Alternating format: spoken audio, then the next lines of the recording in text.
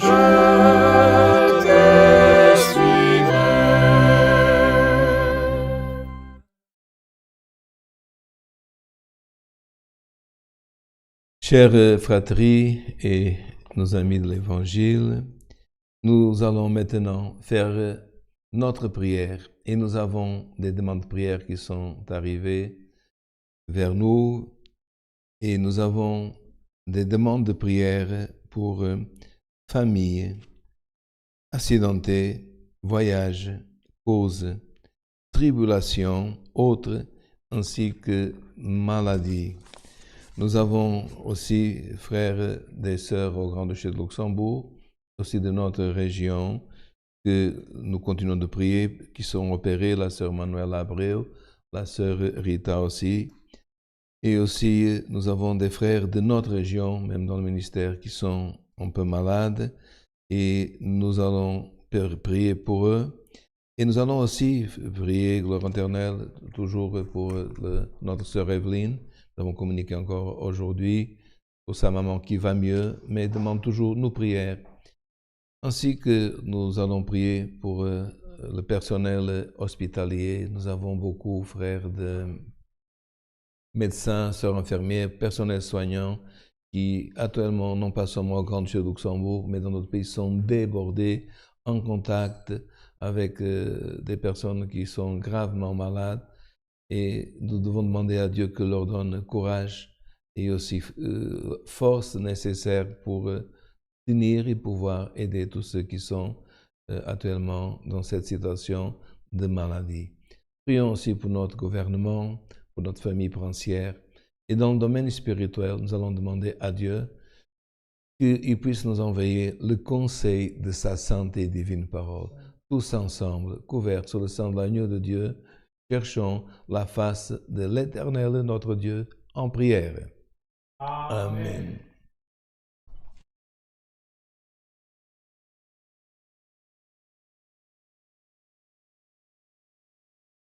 Gloire à l'Éternel, notre Dieu. Alléluia.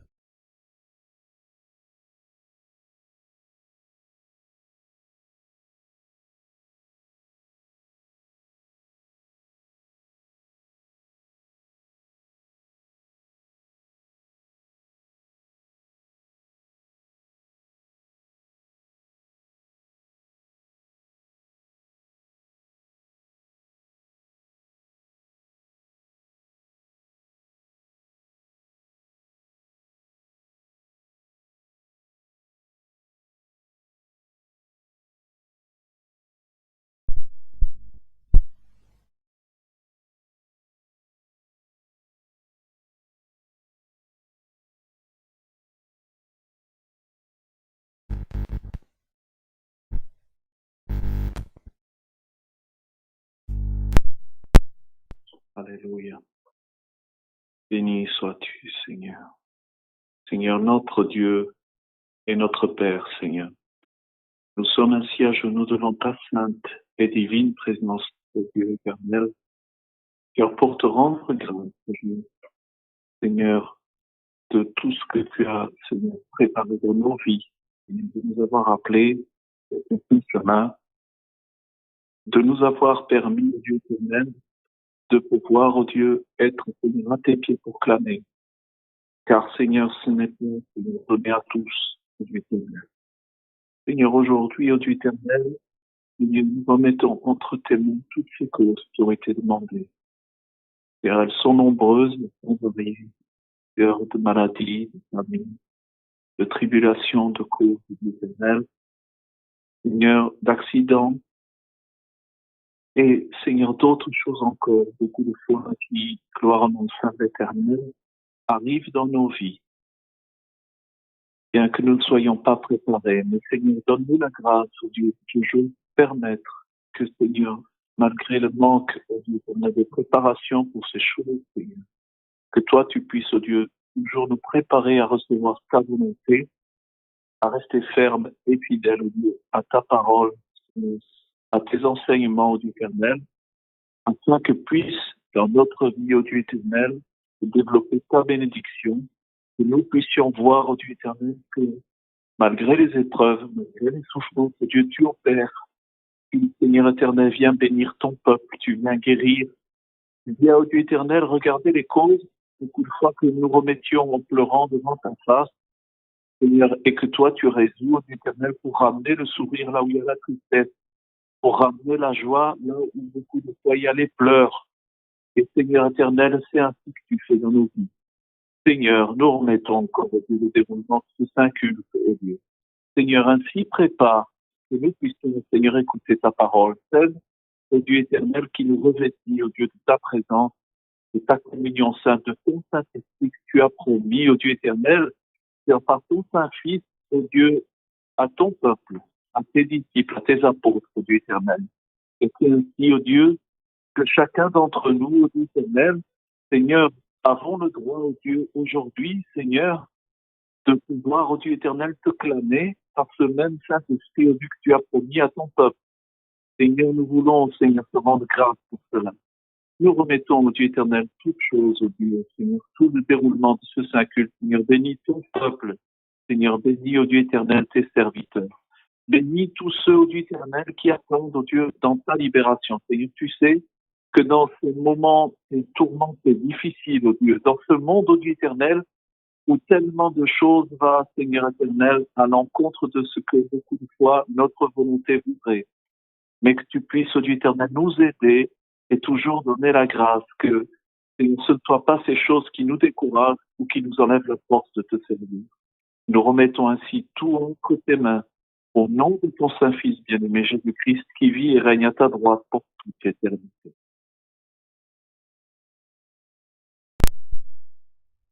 Saint est ton nom, alléluia, gloire à Jésus de Nazareth. Saint est ton nom, alléluia. Dieu soit loué. Amen. Amen.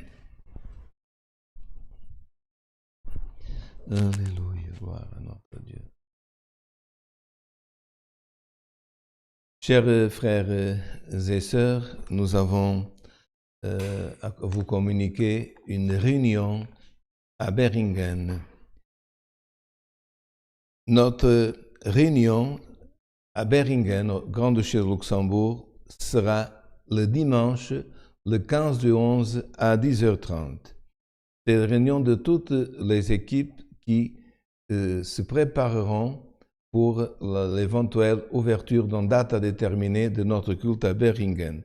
Sont convoqués pour cette réunion, que je répète la date, dimanche, matin, le 15 à 10h30. L'équipe de traduction, les frères qui s'occupent de la partie technique du son, les frères portiers, les sœurs assistantes de réception, les sœurs de la piété, les responsables de la musique, l'administration, le responsable du jardinage ainsi que tout le ministère est invité à être dans cette réunion.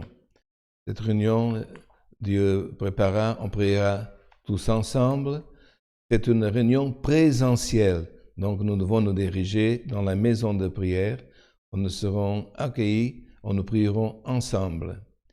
Et aussi, nous vous communiquons que nous sommes en train de préparer et à faire encore aujourd'hui un essai pour l'éventuelle traduction de notre culte en français pour la langue portugaise. C'est encore un essai que nous sommes en train d'effectuer. Priez à Dieu parce que ce n'est pas facile, toutes ces choses techniques, mais nous avons besoin que Dieu aide nos frères qui s'occupent de la technique. Et j'en profite non pas seulement pour les frères techniciens que je demande la prière, mais pour tous ceux qui préparent les cantiques, qui chantent, qui aussi jouent la demi-heure, le cantique du silence, et qui nous permettent de rester dans une communion plus profonde, on peut dire, et qui nous prépare pour que tous les samedis, à cette même heure, nous puissions participer de notre culte online au Grand-Duché de Luxembourg. Nous devons vous communiquer aussi que dimanche passé, il n'y a pas eu le culte de la Congrégation chrétienne en France, mais ce dimanche, les frères à l'horaire habituel peuvent donc aussi participer du culte de la Congrégation chrétienne en France demain à l'horaire habituel. Aussi, frères, nous avons beaucoup de demandes. Parfois, nous ne parlons pas beaucoup de demandes de prière du Brésil parce que là, nous avons beaucoup de personnes, même francophones, Et nous avons des demandes qui vont de São Paulo, presque, en Amazonie, que le samedi me communique, d'autres me communiquent. Et là, nous ne pouvons pas nous étendre à faire toutes ces demandes, mais nous avons des frères et sœurs à São Paulo, dans d'autres lieux du Brésil qui nous demandent. Et nous prions pour tous ceux qui sont malades. Et comme dans la prière, nous avons dit, actuellement, le personnel qui est dans les hôpitaux, ils ont beaucoup de travail, beaucoup d'heures. Ils ont besoin qu'on puisse les soutenir par nos prières pour que Dieu les aide en toutes choses. Et aussi prier pour les personnes âgées. Nous avons beaucoup de frères, de personnes qui sont âgées et qui aussi ont besoin d'une petite pensée d'amour particulier. Nous vous annonçons toutes ces choses, que le nom de Dieu soit glorifié. Amen. Maintenant, nous attendons, Dieu nous enverra le conseil de sa sainte et divine parole par ses serviteurs.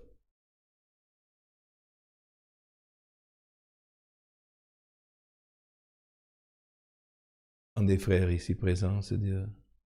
La parole, le micro.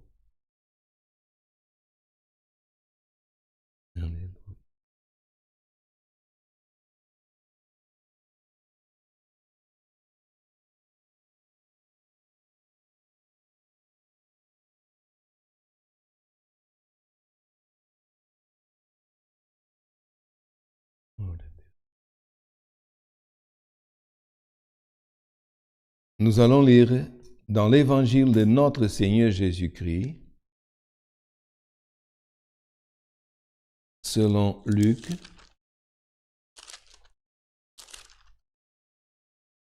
au commencement tout de suite. Je vais juste voir le verset.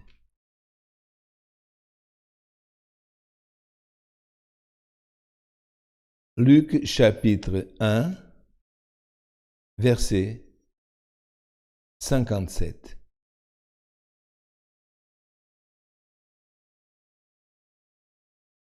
Je répète, évangile de notre Seigneur Jésus-Christ, selon Luc, chapitre 1, verset 56. Le titre, c'est « Naissance de Jean-Baptiste ».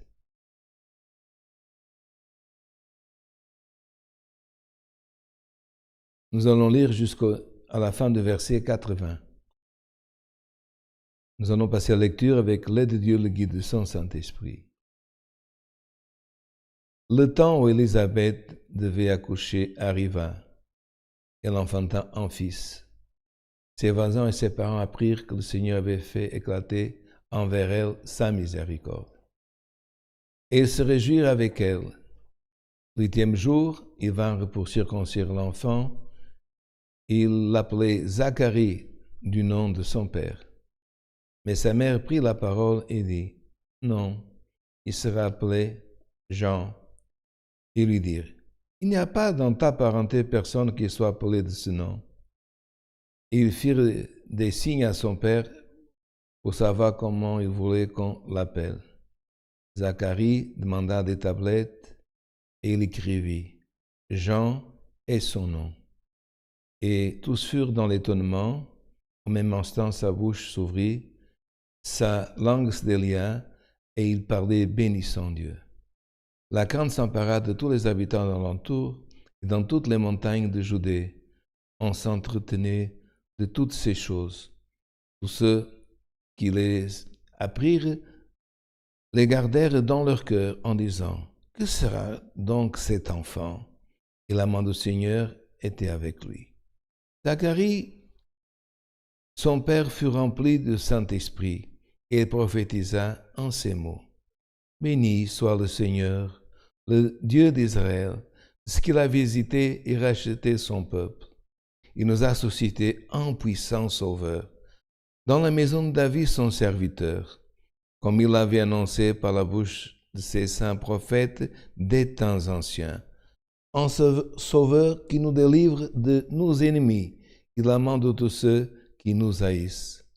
C'est ainsi qu'il manifeste sa miséricorde envers nos pères.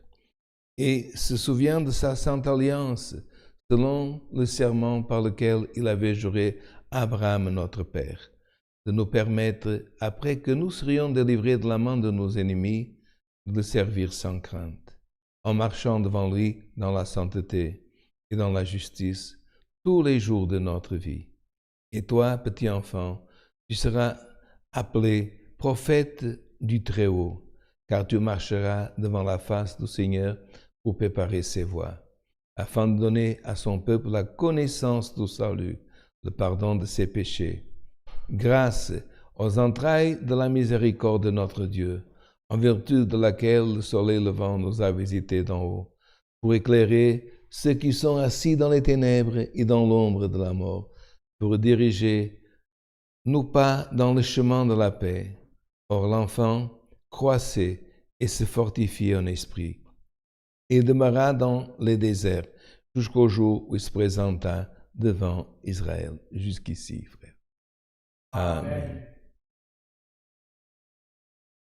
Aujourd'hui, ces versets qui ont été écrits par Luc, ils nous parlent de la naissance de Jean, qu'on pourrait dire Jean le Baptiste, parce que Jean était son nom, Baptiste, parce que, comme nous savons, son ministère, il fut appelé à baptiser, et lui, cet enfant, était en plan tracé par Dieu et annoncé même par le prophète messianique, un des grands prophètes de Dieu, comme la voix de celui qui crie et qui prépare le chemin de l'Éternel au désert.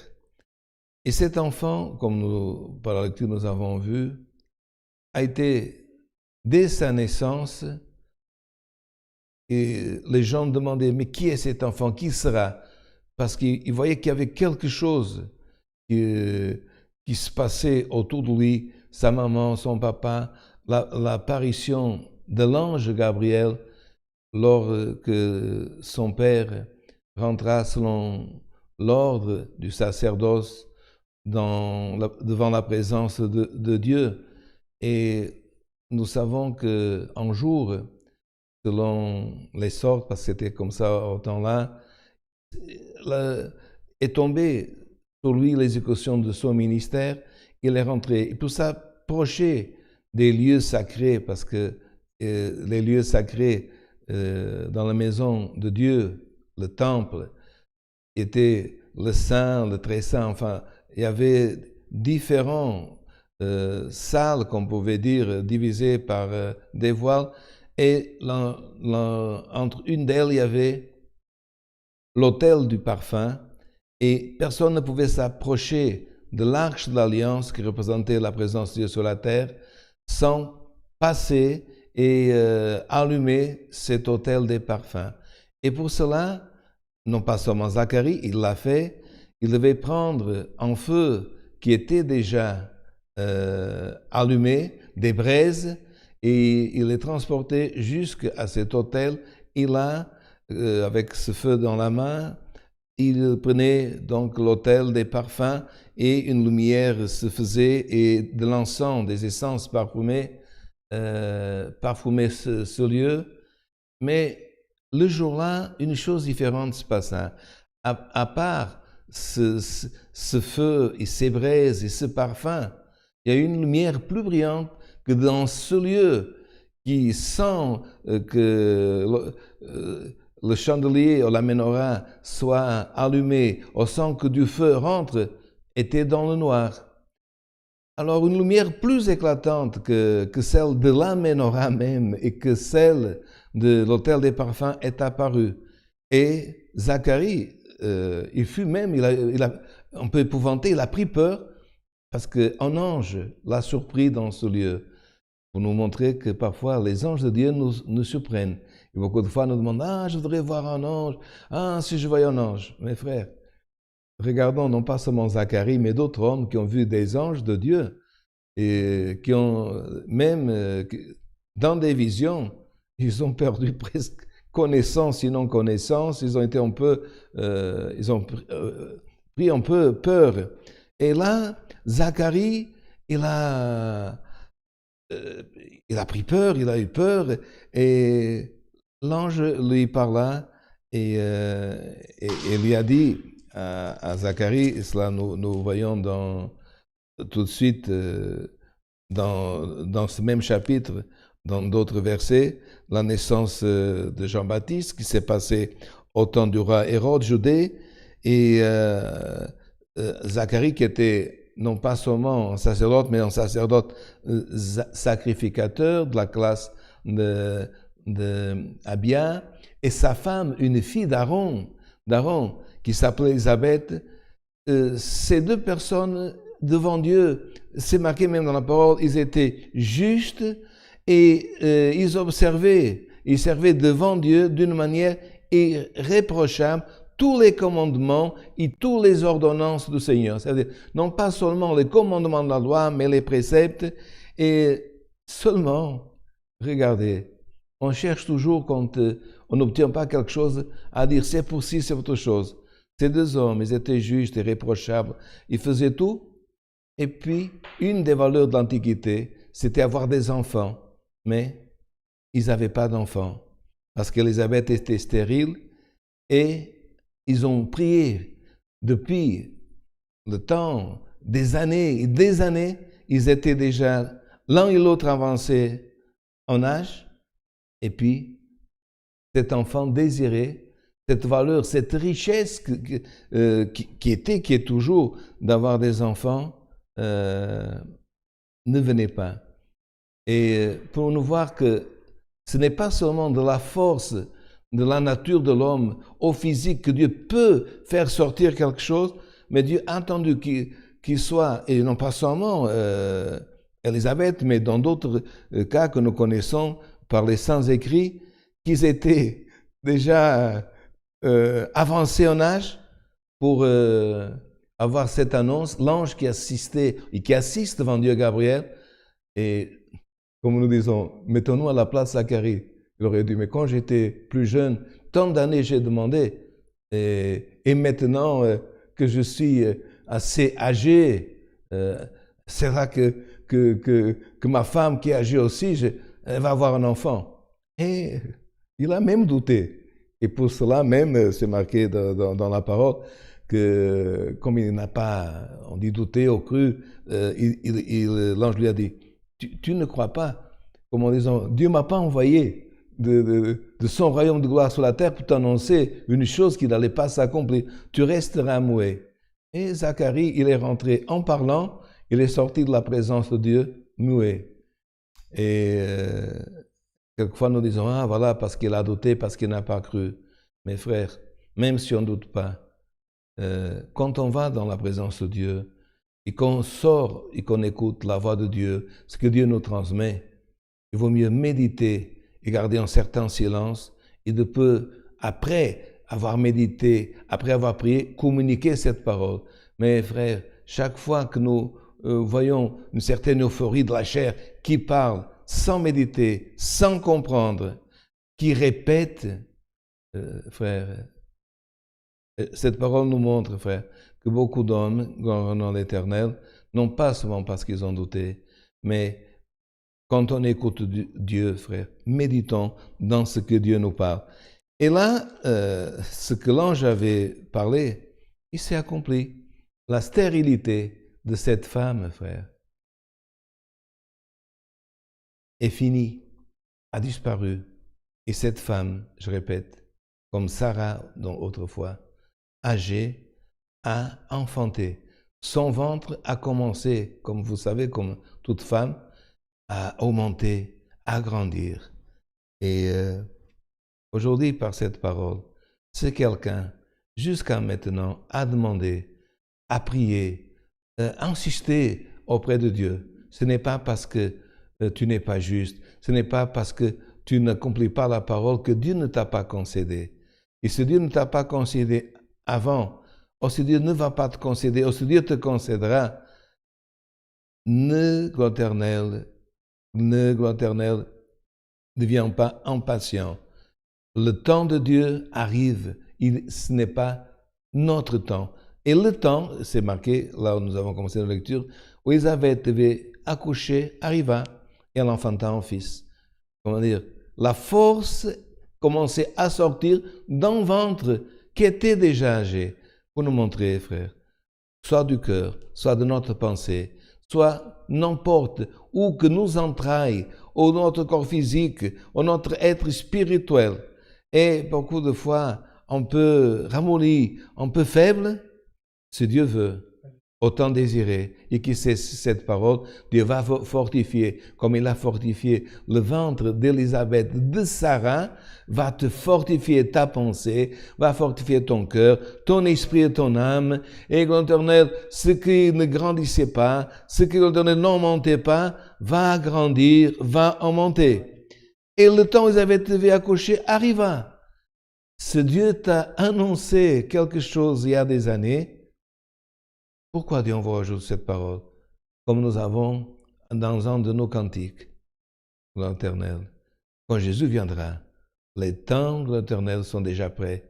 Ce qui doit arriver, arrivera. Et le temps d'accoucher arriva et on enfanta un fils. Ses voisins et ses parents, parce que dans le temps, tout se passait. C'est pas comme aujourd'hui qu'on habite dans une ville que personne presque connaît l'autre dans des grandes villes. Mais même dans les petites villes ou dans les petits villages, les voisins, les parents, appris que le Seigneur avait fait éclater envers elle sa miséricorde. Regardez, frères, comme c'est beau la poésie de ce verset. Ils n'ont pas dit « Oh, la vieille, et elle est enceinte ». Ils ont parlé, frères, pour nous montrer que quand on est peuple de Dieu, nous devons surveiller notre langage. À la fois dire « Oh, la vieille, oh, regardez les vieux, ils vont avoir un enfant ». Il y a eu cette expression. Dieu fait éclater envers elle sa miséricorde. Alléluia. Parfois, quand il y a une fête, nous voyons qu'il y a un feu d'artifice qui fait la joie des gens. Et parfois en Europe, ils le font à la fin de l'année, parfois dans un anniversaire de certains pays.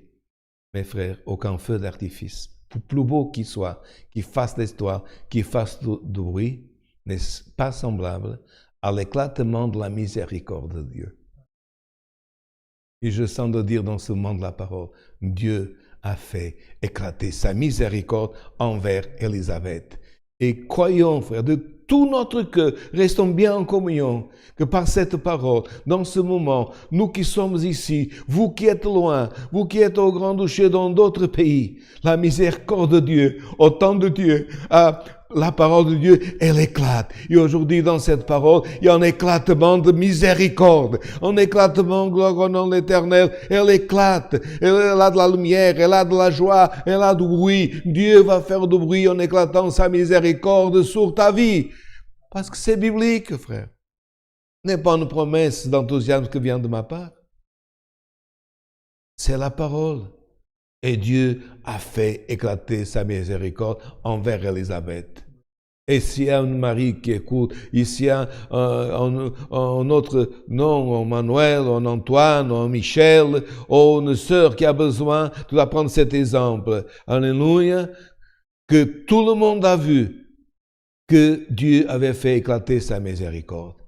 Tu vois, parfois comme un volcan, il reste des années endormi, on dirait qu'il dort, Mais nous savons que les volcanologues, qu'est-ce qu'ils font? Ils mettent des appareils aujourd'hui, et dans le temps, ils mettaient l'oreille contre terre, et ils disaient, quand on va à l'extérieur, on dit qu'il dort, mais on sait que dans le ventre du volcan, dans la profondeur, il y a du feu. Frère, Dieu ne dort pas. Et beaucoup de fois, avant que la miséricorde éclate, on dirait que rien ne se passe. Mais il y a un jour que Dieu détermine par une parole, par une prière, par un chant qui fait éclater sa miséricorde. C'est pour cela, prie avec persévérance, chante avec persévérance, lis les écrits en sachant que tu ne sais pas, mais en sachant une chose, la miséricorde de Dieu, elle éclate. Et frère, et la miséricorde de Dieu a éclaté. Et le 8e jour, ils vinrent pour circoncire l'enfant et il l'appelait Zacharie. Le nom de son père, qui veut dire en hébreu, Dieu s'est rappelé. Dieu s'est rappelé. Et vraiment, Dieu s'est rappelé de Zacharie et d'Élisabeth. Et Dieu va se rappeler de moi, de toi, de les jeunes qui sont en train d'écouter de la parole. Zacharie veut dire Dieu s'est rappelé. Et vous avez déjà lu comme moi que quand Noé était dans l'arche, pardonnez cette parenthèse dans cette parole, c'est marqué. Et Dieu s'est rappelé de Noé, au Noah. Et Dieu se rappela de Noah. Mais vous pensez que c'est comme aujourd'hui, dans un agenda qui sonne électronique, quand dans la parole, dans le texte biblique, parle, Dieu se rappela de Noah. De quoi est-ce qu'il se rappela? Du Noah seulement? Du serviteur? Non. C'est qu'il y avait une alliance avec lui. Et dans l'heure de la difficulté, en regardant vers Noah, Dieu se rappela de l'alliance qu'il avait avec cet homme. Et c'est pour ça que Dieu l'a délivré. Il a été secoué dans l'arche, mais Dieu l'a gardé pour qu'il puisse sortir. Et aujourd'hui, quand Dieu s'est marqué, et Dieu se rappela de Zacharie, et Dieu se rappela, Dieu veut dire, il a une alliance avec toi. Tu as une alliance avec ton Dieu. Quelle est notre alliance? Mais c'est le Nouveau Testament. C'est dans l'alliance, la nouvelle alliance dans le sang de notre Seigneur Jésus-Christ. C'est pour ça que nous prions. Dieu ne regarde pas seulement vers un Zacharie, vers un Noah, vers une Élisabeth. Dieu se rappelle de l'alliance que nous avons avec lui. Alliance veut dire contrat, fidélité. Ton contrat avec Dieu, est-ce qu'il a expiré? Ton contrat, il est valable jusqu'à l'éternité. Ne pêche pas. Ne fais pas tout ce que Dieu t'ordonne de ne pas faire, mais fais tout ce que Dieu t'ordonne, comme ce couple. Il était juste, il faisait tout ce que Dieu lui ordonnait, les commandements et aussi les préceptes. Et comme ils sont venus au 8e jour, c'était le 8e jour qu'on donnait le nom à l'enfant, encore aujourd'hui pour les Juifs orthodoxes. Et l'enfant, il l'appelait comme son père, Zacharie, parce que l'enfant prenait souvent le nom du père. Par exemple, si le père s'appelait Jonas, le fils serait Bar-Jonas, comme en junior du temps d'aujourd'hui. Et il l'appelait Zacharie du nom de son père. Mais sa mère prit la parole. Nous rappelons que Zacharie était muet. Et elle dit, non, il sera appelé Jean. Et lui dire, mais dans ta parenté, personne est appelé de ce nom. Parce que quand on avait un nom dans la famille, tous les ancêtres, ils venaient du nom de famille qui était Zacharie. Et Élisabeth a pris la parole et a dit non, son nom sera appelé Jean. Il lui dit, il y a dans ta parenté personne qui soit appelée de ce nom. Et ils firent des signes à son père pour savoir comment il voulait qu'on l'appelle. Il faut dire, elle n'est pas bien, qu'est-ce qu'elle est en train de dire? Le mari, lui, il va dire, moi je m'appelle Zacharie, l'enfant s'appellera Zacharie. Mais Zacharie demanda des tablettes et il écrivit, Jean est son nom. Il n'a pas écrit son nom, regardez bien, Jean, mais il a écrit Jean est son nom. Comment dire, je ne me suis pas trompé, elle ne s'est pas trompée. Et quelqu'un pourra dire, mais d'où est venu ce nom Jean? Pourquoi ne pas agréer Jean? Si vous lisez et si vous prenez l'étymologie du nom Jean, en hébreu c'est, pardonnez-moi mon accent qui n'est pas très, très bon, Chana, qu'est-ce qui veut dire? Grâce, bénédiction, miséricorde, agracié. Qu'est-ce que Dieu voulait dire? Tous les prophètes, ils ont prophétisé. Des grands prophètes, Ésaïe et d'autres, du Messie. Mais Jean était le premier prophète cet enfant qui allait grandir, c'est pour ça que nous avons vu, il grandissait, comment dire, physiquement et en esprit. Le premier prophète sur la terre qui a prophétisé du Messie et qui l'a vu et qui l'a reconnu sur la terre. C'est marqué, d'autres l'ont vu, parce que Dieu l'a montré en vision. Et Abraham a vu son jour, il s'est réjoui. Mais il l'a vu comment, frère? En vision. Comment il l'a vu? Par la présence d'un ange qu'il représentait. Mais Jean, quand il a commencé à crier, à préparer le chemin, on lui a demandé, tu es le Messie? Qu'est-ce qu'il disait le prophète? Je suis la voix de celui qui crie, qui prépare un chemin à l'Éternel dans le désert. Et cet homme, un jour, quand il était, cet enfant qui a grandi dans les rives du Jourdain, au milieu de beaucoup, il y en a un qui est venu. Et il a regardé, il a dit à tous ceux qui étaient autour de lui, celui-ci, c'est un homme différent. Il est le Messie. C'est lui qui a l'onction.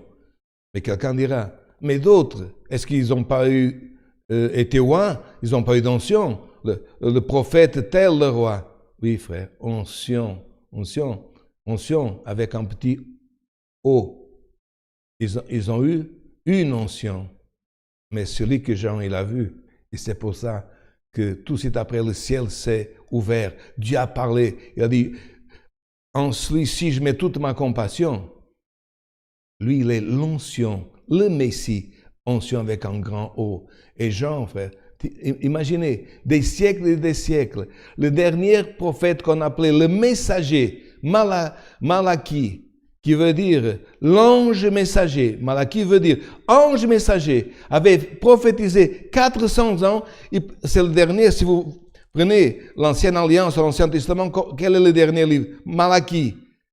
400 ans, jusqu'à un autre prophète vienne et dise, il vient. Et certainement beaucoup ont dit, comme les autres. Le dernier, parce qu'ils connaissaient les prophètes. Le dernier qui a prophétisé ça, ça fait 4 siècles. Où est-ce qu'il est? Mes frères, c'est pour ça que Jésus il a dit, Jean, il n'a pas eu de prophète comme lui. Pourquoi? Est-ce qu'il était supérieur en miracle à Élie? Non, il ne faisait pas de miracle. Mais pourquoi il a dit, il n'y a pas eu de prophète? Parce que tous les autres, par révélation, par vision, ils ont prophétisé, mais sont partis. Ils n'ont pas vu. Jean a prophétisé et il l'a vu. Et c'est pour cela que cet enfant, dès sa naissance, la crainte s'empara de tous les habitants d'alentour, de toutes les montagnes de Judée, et ils s'entretenaient de toutes choses, et tous ceux disaient, ce qui s'est passé avec ce couple, Jean-Baptiste, avec Élisabeth et cet enfant, ce n'est pas normal. Et c'est marqué, et la main du Seigneur était avec lui. Frère, prie pour que la main du Seigneur soit avec toi. Et depuis tes enfants, quand ils sont tout petits, qu'elles puissent être avec eux, pour qu'ils puissent grandir. C'est toi de t'occuper de donner toutes les vitamines, l'alimentation qu'il faut, mais qu'ils puissent grandir aussi en esprit. Et regardez, frère, que quand toutes les choses commencent à s'assembler, qu'est-ce que c'est marqué? La main du Seigneur était sur lui. Zacharie, son père, fut rempli du Saint-Esprit et il prophétisa en ces mots. Frère, heureux l'homme qui n'est pas vide, qui ne prophétise pas, qui ne parle pas, qui n'explique pas, qui ne prie pas, vide, mais qui, en prophétisant, en prêchant, en priant, est rempli du Saint-Esprit. Et puisqu'il était rempli du Saint-Esprit, quand on est rempli, on n'a pas d'espace pour que notre pensée, pour que nous-mêmes, pour que notre chair puisse s'exprimer. Et il prophétisa. Et là, on parle toujours du cantique de Déborah, de Marie. Mais est-ce que ce ne serait pas un cantique? Regardez la poésie. Béni soit le Seigneur, le Dieu d'Israël, de ce qu'il a visité et racheté son peuple. Il nous a suscité un puissant sauveur. Dans la maison de David, son serviteur, comme il avait annoncé de la bouche des saints prophètes des temps anciens, un sauveur qui nous délivre de nos ennemis et de la main de tous ceux qui nous haïssent. Autrefois, il y en avait des personnes comme nous, dans nos familles, qu'on n'avait pas cette foi qu'on a aujourd'hui en Dieu. On avait peur de ceci, de ceux qui nous haïssent, de ceux qui nous regardent mal, du mauvais regard. Mes frères, est-ce que, avec tant d'années que tu es dans ce chemin, et tu es encore un frère superstitieux, qui a peur de ceci, frère, qu'est-ce que c'est marqué? dans la prophétie. Il nous a fait, gloire au nom de l'Éternel, annoncé par la bouche des prophètes et anciens, un sauveur qui nous délivre de nos ennemis, de la main de tous ceux qui nous haïssent. C'est pas seulement un sauveur qui apparaît le jour du baptême, quand tu vas te baptiser ou quand tu t'es baptisé. Jésus n'est pas seulement sauveur le jour du baptême, il est sauveur de toutes les situations. Ici, il y a une situation qu'on est en train de te faire une guerre dans ton école, dans ton travail, où que ce soit, et quelqu'un est en train de te haïr. Haïr, c'est pire encore que seulement te jeter un mauvais regard, un mauvais œil, autre chose. Qu'est-ce que tu dois faire? Tu dois haïr aussi? Qu'est-ce que tu dois faire? Tu dois répondre aussi de la même manière? Non. Tu dois appeler ton sauveur que Dieu t'a suscité. Et qu'est-ce que c'est marqué? Il te délivrera de tes ennemis et de la main de tous ceux qui t'haïssent. Même si c'est une main forte, même si c'est une personne que pour les hommes est comme un Dieu. Qu'est-ce que c'est arrivé dans le temple de Dagon au Dieu qui était grand, comme ça, Dieu avec des mains? Le peuple disait, ça c'est un Dieu, ça c'est la force. Une nuit s'est passée, une nuit seulement. Pas un jour entier, une nuit. Et quand ils ont ouvert la porte du temple de Dagon, Dagon, il était à terre. Et comment ils étaient les mains? Coupées. Ton Dieu qui t'a suscité un sauveur est le Dieu qui enlève la tête de la bête, qui coupe la main, gloire au nom. Pas matériellement, physiquement, mais si une main est contre toi, tu as une main qui est plus puissante, gloire au Éternel, qui te délivre, celle de notre Dieu. Et c'est ainsi qu'il manifeste sa miséricorde envers nos pères et se souvient de sa sainte alliance, ce qu'on a expliqué déjà avant. Dieu ne fait pas les choses pour faire. Dieu se souvient, cet homme est juste, cet homme est miséricordieux, il n'est pas menteur, il est sincère, il n'utilise pas la force. Lui, il a un cœur simple, mais il sert Dieu. Avec sincérité, il aime. Et là, Dieu se souvient de son alliance. Ce sont tous des petits rappels. Et selon le serment par lequel il avait juré à Abraham, notre père, de nous permettre, après que nous serions délivrés de la main de nos ennemis, non, c'est pas seulement qu'il nous délivre et qu'il nous laisse, une fois délivrés de la main de nos ennemis, de le servir sans crainte. Tu sers Dieu, frère. Sers-le sans crainte. De quoi as-tu peur? Pour ce que tu vas manger, pour ce que tu vas vêtir. De quoi as-tu crainte? Aujourd'hui, la parole te dit, c'est pas mes paroles, c'est les écrits qui sont sans la parole qui parle.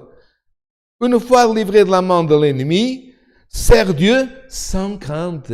Qu'est-ce qui veut dire sans peur? Lève tes épaules, relève ta tête. Comment tu sais que, une fois, un frère a demandé, mais comment je sais quand c'est la voix de Dieu ou quand c'est la voix de l'ennemi? Comment est-ce que je sais? Frère, quand c'est la voix de l'adversaire, elle te dit toujours, Dieu n'est pas avec toi, laisse tomber, désiste. Mais quand c'est Dieu qui parle, il te dit toujours, relève la tête ô porte éternelle, car je veux rentrer. Relève ton menton, relève tes épaules, marche, gloire en éternel, marche, gloire en éternel. Regarde l'aigle, qu'elle prend son envol et va jusqu'au rocher le plus haut. Et là, elle se renouvelle les forces. L'ennemi, c'est toujours descendu, c'est toujours lève-toi, vole, étends tes ailes, arrive dans le rocher. Et aujourd'hui, c'est la parole qui nous dit de le servir sans crainte. Pas seulement de le servir sans crainte. En marchant, vous voyez, en marchant devant lui, dans la sainteté, dans la justice de notre vie. Ce n'est pas de marcher, frère, d'une manière déréglée, de marcher d'une façon pécamineuse, de marcher d'une façon impure, d'une façon éternelle. Frère, n'importe comment, c'est de marcher dans la justice, pas la nôtre, celle de Dieu, tous les jours de notre vie. Ce n'est pas, aujourd'hui je marche, demain, non, et après, oui. Il y a des personnes qui servent Dieu, il fait qu'ils prient tout le temps, qu'ils lisent la Bible, et puis disparaissent. Après, ils reviennent déjà. Frère, sers Dieu sans crainte tous les jours de ta vie. Et toi, petit enfant, tu seras appelé prophète tout très haut. Là, rempli de l'esprit encore, il prophétisait. Car tu marcheras devant la face du Seigneur pour préparer ses voies. L'accomplissement de la prophétie d'Ésaïe, de la voie qui crée dans le désert. Afin de donner à son peuple la reconnaissance du salut. Frère, est-ce que nous avons tous la connaissance du salut? Nous savons pourquoi Christ nous a sauvés, pour nous séparer du monde, du péché, pour nous faire habiter dans un lieu, comme Dieu envoyait la parole l'autre jour, que tout est saint, Dieu est très saint, les anges sont saints, les rues sont saintes, les murs sont saints de cette ville. Et sans sainteté, et sans pureté, personne ne pourra rentrer. Si nous lisons Apocalypse, c'est bien marqué. Qui ne rentrera pas dans cette ville? Frère, qui ne rentrera? C'est marqué depuis le timide jusqu'au enfin celui qui utilise la sorcellerie, les spiritismes, toutes ces choses.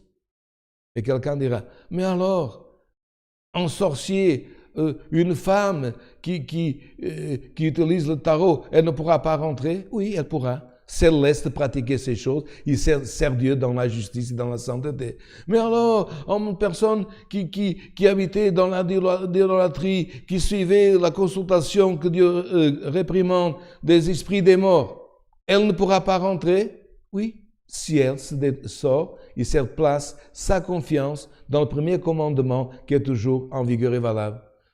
Seulement t'aimeras de tout ton cœur, de toutes tes forces, de toute ta pensée, un seul Dieu, créateur du ciel et de la terre. Mais si la personne, une fois avertie, une fois invitée, continue à aller dans le chemin des traditions, de l'idolâtrie, du péché, enfin, du vol, du mensonge, comment elle pourra rentrer par les portes saintes de Jérusalem? C'est pour cela que le Seigneur nous dit, si quelqu'un est dans une voie erronée, change ta voie, change ton chemin et marche devant Dieu en justice tous les jours de ta vie. Et il disait, en vertu de laquelle le soleil levant nous a visités d'en haut. Comment dire, c'est pas une étoile qu'on voit de loin, parce que dans l'Orient, le soleil du levant, c'est là, de notre côté d'Occident, le soleil se couche. Mais quelqu'un qui habite du côté du Sinaï, ou dans l'Orient, quand le soleil se lève, ce n'est pas une petite boule, c'est une grande boule que le Sinaï, quand le soleil est dans l'apogée du cume du Sinaï, on dirait que le Sinaï a une tête et c'est une force de lumière, c'est très grand. Et comme il a dit, c'est, gloire éternelle, très grand ce que Dieu a fait, gloire éternelle, afin de donner à son peuple la connaissance du salut par le pardon de ses péchés et sa miséricorde. Pour Dieu, c'est comme un soleil qui se lève, et quand il se lève, il illumine l'homme, il montre à l'homme son erreur pour qu'il puisse se repentir. C'est pour ça qu'il nous parle, afin de donner à son peuple le salut par le pardon des péchés. Grâce aux entrailles de la miséricorde de notre Dieu. Quelqu'un pourra dire, mais non, j'arrive pas, j'ai jamais vu Dieu, comment c'est sa face? Frère, Dieu te fait même donne connaissance de comment il est dans son intérieur. Regardez, qu'est-ce que c'est marqué? Pour, gloire au nom de l'Éternel, grâce aux entrailles de la miséricorde de Dieu. Les entrailles de Dieu, frère, sont miséricorde. Il a ça en lui.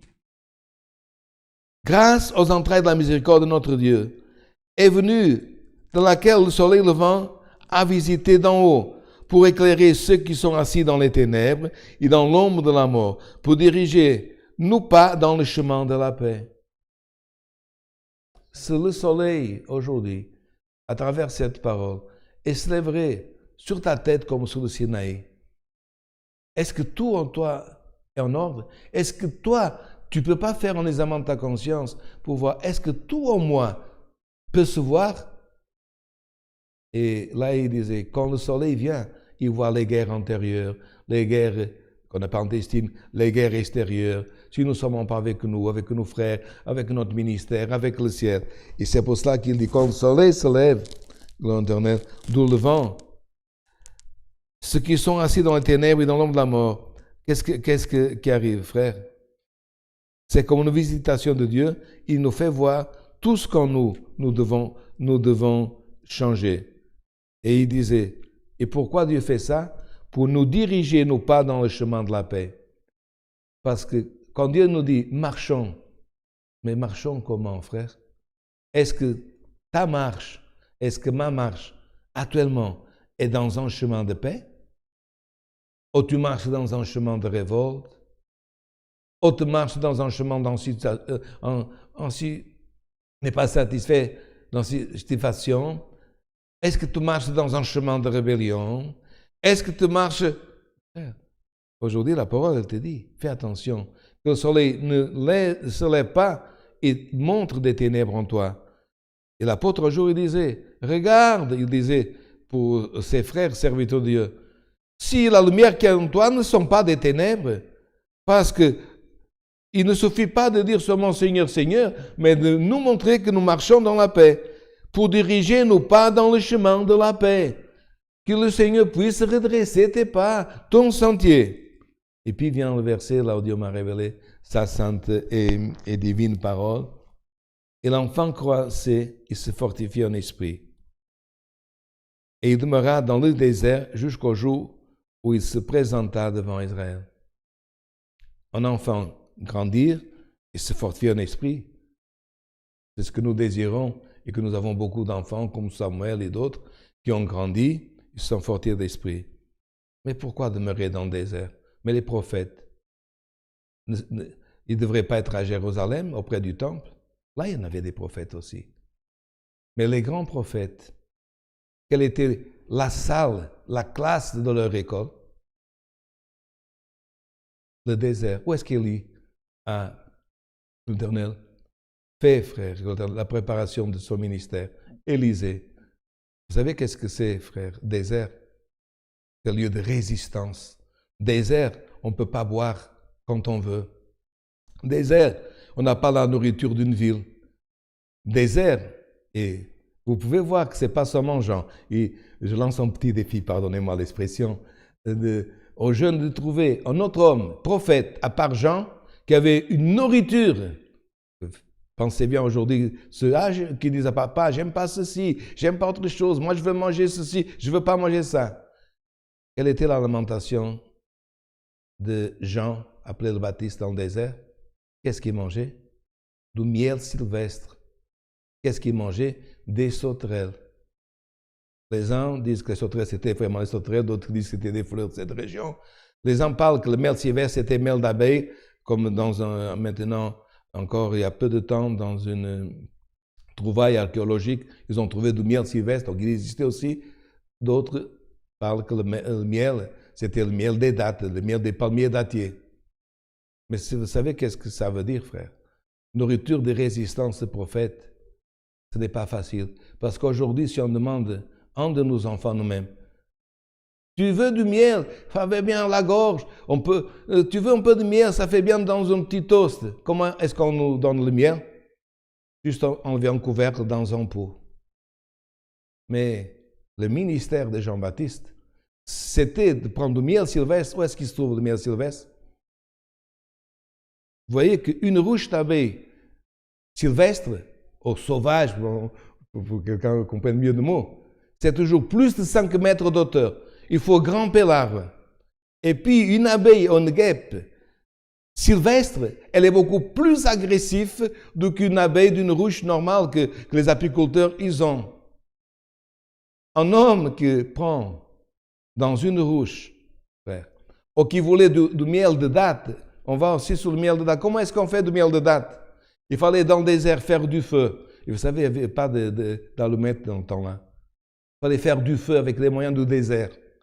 Il fallait, avec le feu, mettre dans un récipient, faire cuire les dattes. Après, trouver un tissu comme la gaze pour filtrer les dattes. Enlever ce jus, encore une fois, passer par le feu pour avoir du miel. Aujourd'hui, frère, pardonnez, il y a des croyants, pas tous, certainement pas ceux qui sont en train de nous écouter et qui ont pris ce moment. On veut, dans la grâce, tout le miel en pot. Le miel en pot, le miel dans la cuillère, le miel dans la bouche. Mais quand Jean-Baptiste parla à Hérode, quand Jean-Baptiste parla à Jérusalem, quand ils l'ont vu venir, Il n'était pas comme les autres avec un talit de lin. Comment est-ce qu'il s'habillait? Avec une peau de chameau qui est beaucoup fois plus lourde, qui certainement n'avait pas une odeur agréable, mais avait un poids d'homme. Certainement, celui qui est dans le désert, il avait des piqûres de guêpes, il avait des brûlures du désert, des piqûres de scorpions.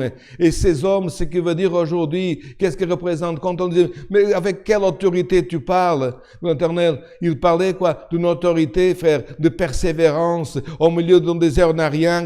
Il priait Dieu, il se sanctifiait. Il avait dans ses bras, comment dire, les marques comme nous pouvons aujourd'hui. Aujourd'hui, le chrétien, il veut le peu de miel, il veut la date, l'Éternel, dans une barquette. Il ne sait pas qu'est-ce que c'est grimper, qu'est-ce que c'est prendre une grappe de date. C'est lourd, le transporter jusqu'en Dieu pour faire du miel. Nous, on veut les choses en pot, on veut les choses ouvertes, les choses en cuillère. Et comme il disait Paul, oh mon enfant, comment tu veux encore le lait par ration, le lait mesuré? Est-ce que tellement de temps tu marches?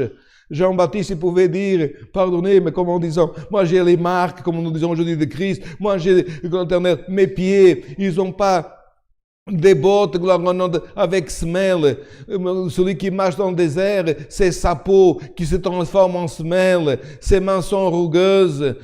Et l'aspect extérieur de Jean-Baptiste de Christ, qu'est-ce que c'est marqué dans les paroles? C'est pas comme dans les tableaux. Et quand on voit Jean le Baptiste baptisé en tableau d'un bel homme, quand de Christ on le montre avec des yeux verts, bleus et blancs. Non, c'est marqué quand on regardait vers ces hommes, ils avaient rien à désirer, mais quand ils ouvraient la bouche, quand ils, gloire au nom de l'Éternel, parlaient, l'autorité venait des marques qu'ils avaient. Il a grandi dans le désert. Le désert, frère, gloire au l'Éternel, nous prépare, gloire au nom de l'Éternel, pour les choses à venir. Le moment qu'on est dans le désert, on ne voit pas. Mais pourquoi je suis dans le désert? Mais pourquoi aujourd'hui, je vois rien venir. Aujourd'hui, il n'y a rien pour moi. Mais frère, quand on est dans le désert, c'est pas dans le jour qu'on est dans le désert qu'on voit les choses. On voit les choses après. Frère, que quand il s'est préparé comme Élie, comme Élisée, après, dans leur ministère, est apparu, gloire au nom de l'Éternel, cette, gloire au nom de l'Éternel, préparation. Et aujourd'hui, c'est ce que Dieu nous montre par cette parole, gloire au nom de l'Éternel. Il demeura dans le désert jusqu'au jour où il se présenta devant Israël, devant tout Israël. Il était préparé. Si c'était un magistrat de parler, c'était un roi de parler, c'était aux Sadduciens de parler, aux pharisiens. Il ne comprenait pas comment un homme qui avait été enlevé avait tellement d'autorité, tellement d'esprit. Et pour nous montrer que normalement, frère, c'est, gloire éternelle, le prophète qui, gloire éternelle, qui vient chaque fois. Lui, non, il est resté beaucoup de temps dans le désert. Et à la fois que ce soit lui qui va vers les autres, c'est les autres qui sont venus vers lui. Temps de préparation.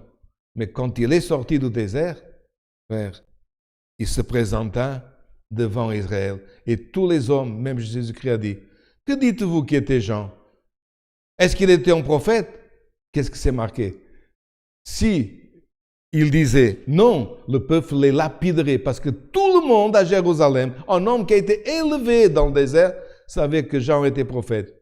Et s'il disait, oui, il est prophète, il dirait alors pourquoi vous l'avez tué? Mes frères, un homme qui est préparé dans le désert, un homme qui est préparé dans la prière, dans le jeûne, en mangeant ce qui est dur, en s'habillant de ce qui est dur, cet homme, frère, quand on lui a dit, on va te couper la tête, il suffirait de dire, j'arrête et reste avec cette femme qui tu ne peux pas la posséder, parce qu'il y a d'autres rois qui ont eu encore d'autres femmes, c'est pas grave. Mais il lui a dit, la femme que tu possèdes ne t'appartient pas, elle appartient à ton frère. Pourquoi? Frère, il n'a pas eu sa tête pas précieuse dû à la préparation qu'il avait, gloire au nom de l'Éternel. Lui et d'autres, Étienne et d'autres, ils n'ont pas eu la vie pour précieuse, parce que pour gagner la vie éternelle, Jésus a dit, il faut être prêt à perdre si besoin de notre vie. Et Dieu n'est pas en train de nous demander de perdre notre vie. Il est en train de nous demander de perdre notre vie pécamineuse. Et si aujourd'hui, nous perdons quelque chose en nous-mêmes, c'est en Christ. Dieu soit loué. Amen. Maintenant, frères, avec une prière, nous allons remercier ce saint culte. Cherchons la face de Dieu en prière. Amen. Alléluia. Alléluia, saint est ton nom, Seigneur. Gloire à Dieu. Alléluia. Alléluia, Seigneur. Seigneur, notre Dieu et notre Père qui es aux cieux, au nom de ton Fils, nous te remercions parce que tu nous as aidés à réaliser ce culte. Nous te remercions pour les cantiques que nous avons chantés. Aussi, ô Éternel, pour les prières qu'on a élevées et on a demandé aussi au Dieu que tu puisses bénir ses frères, les délivrer et réprimander tous ces maladies et aussi le frère qui est accidenté, que tu puisses aussi donner une bonne récupération. Mais plus que toutes les choses, pour ta sainte et divine parole, aide-nous devant tes yeux à être comme ce couple qui était Zacharie, Élisabeth, juste, irréprochable, qui avait du plaisir à accomplir tous tes commandements, tous tes préceptes, tes ordonnances. Et ils ne se sont jamais révoltés. Ils n'ont même pas cru quand tu leur annoncé qu'ils allaient avoir un enfant éternel. Aide-nous à être patients et à marcher, Seigneur, ô Éternel, où que nous devons marcher en justice et que nous puissions tous, ô Éternel, comme tu nous as dit dans cette parole, ne pas parler, Seigneur éternel, sans penser, sans d'abord, ô Éternel, faire rouler avant que les paroles sortent dans notre intérieur, les paroles, et surtout méditer et lire un peu des Saintes Écritures ou des Saints Écrits qui sont la parole de Dieu. Et qui sait aujourd'hui, Seigneur, ce verset que j'avais jamais prêché, que j'avais jamais vu, pourtant il est là depuis des siècles. Dieu, ses entrailles sont miséricorde. Et au temps de terminer, Dieu fait éclater sa miséricorde. Même dans ce moment que nous sommes en temps de prier, qui sait, c'est quelqu'un, Seigneur, en sentant l'éclatement de ta miséricorde, va manifester une langue, un don, une vertu, va manifester quelque chose. Fais, Seigneur, que ta miséricorde éclate dans la vie de quelqu'un. Et nous t'en serons reconnaissants. Aide-nous à chanter en cantique et que, Seigneur, te donne-nous encore une bonne semaine. Toutes ces choses te demandons au nom de Jésus, ton Fils, qui vit et règne à ta droite pour l'éternité. Amen. Alléluia, gloire à Dieu. Dieu soit loué. Amen. Gloire à Dieu.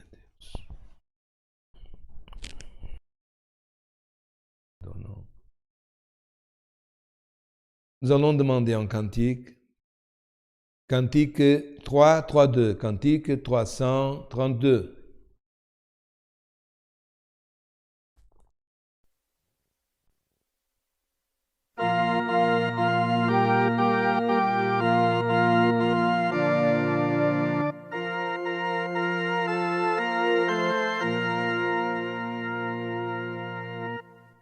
Christ sauveur et fidèle berger, prends soin de toi en tout temps.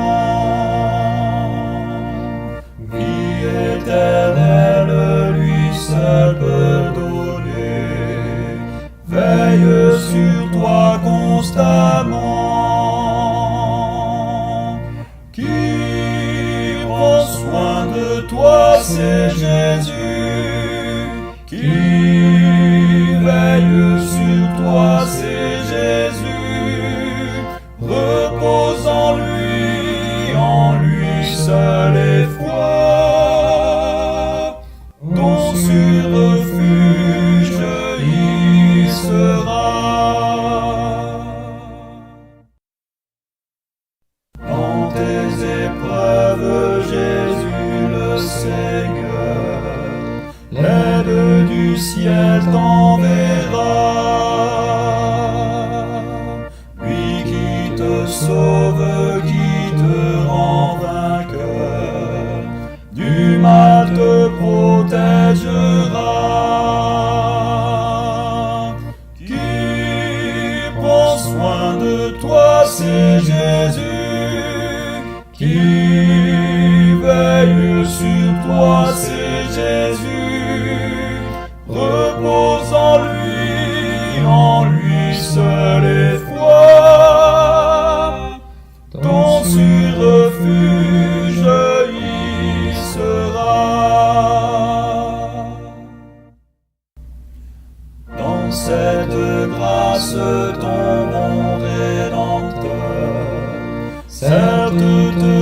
conservera. Il est ton guide et aussi ton sauveur. À ton secours il viendra. Qui prend soin de toi, c'est Jésus. Qui veille sur toi, c'est Jésus. Repose en lui seul et foi. Ton sûr refuge y sera.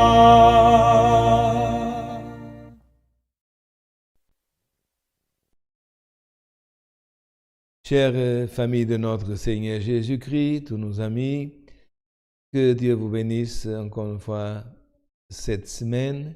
Parfois, la semaine nous paraît longue parce que nous attendons de nous retrouver actuellement online, mais grâce à Dieu que nous, nombreux frères et auditeurs de tous les continents, que nous passons toujours aux îles, Maurice, Mauritanie, Haïti, ainsi qu'au Maghreb, Afrique, Brésil et d'autres lieux.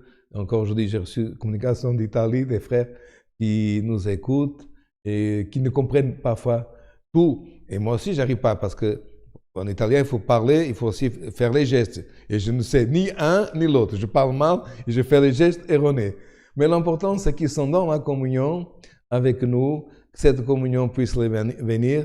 Et c'est un désir du serviteur, parce que vous êtes le peuple, nous sommes les serviteurs, que je donnerai en titre à cette parole, que la miséricorde de Dieu éclate dans toutes ces nations d'Afrique, Congo et autres, pour que Dieu puisse vous bénir.